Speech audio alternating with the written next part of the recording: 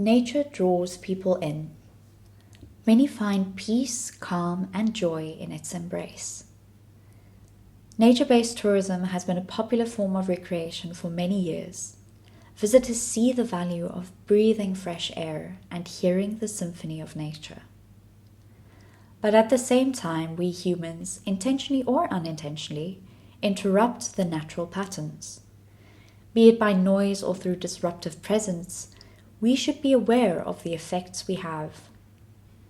Nature not only belongs to us humans, it is also a habitat for sensitive flora and fauna with which we should respectfully coexist. We are all dependent on the thriving ecosystem.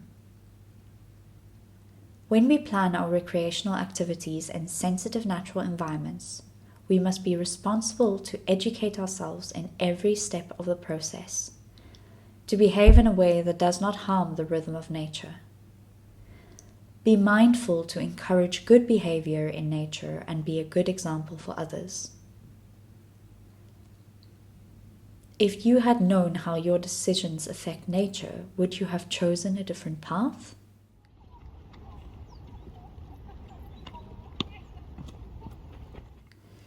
Save nature, one quiet step at a time.